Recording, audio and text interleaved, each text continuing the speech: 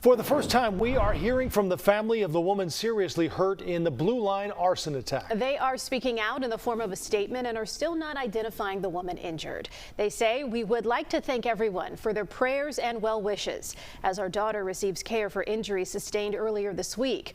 We are also grateful for the excellent care and support of the burn team at Strozier Hospital. We will not be providing updates at this time and ask for her and our privacy as we focus our attention on her and her recovery." Meantime, the man charged in this arson attack is due back in court tomorrow, and that's where we find our Jermont Terry live tonight. Jermont?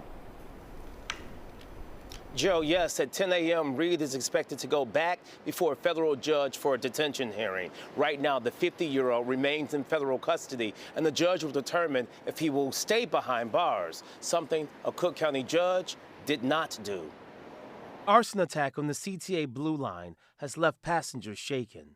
Lawrence Reed is accused of going to a West Side Sit-Go gas station, filling a small bottle, then jumping on the L 20 minutes later before carrying out the attack on an innocent CTA passenger. This is a horrific tragedy that should have never happened.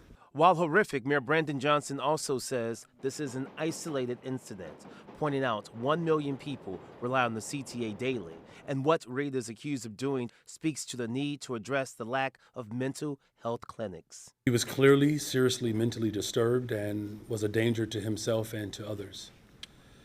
The system that we had failed to intervene. The system the mayor speaks about are the courts. Police arrested Reed about 50 times over the past 3 decades. Most recently in August, he was accused of hitting a social worker at the McMill Psychiatric Hospital. A Cook County judge ordered him on electronic monitoring, though a handwritten note obtained by CBS News Chicago does not show how the judge made that decision. Documents we reviewed showed Reed was required to be confined to a home in Phillip Park the night of the attack. This is an absolute failure of our criminal justice as well as our mental health institutions. Mayor Johnson says the state needs to rush money approved for transit to further address security and mental health. There are a number of people who are suffering severely from trauma and mental illness, and it is becoming increasingly more dangerous.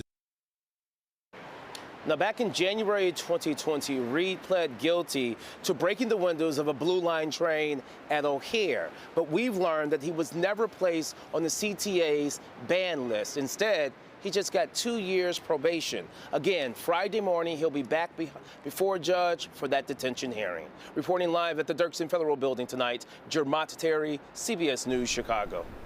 Jermont, thank you.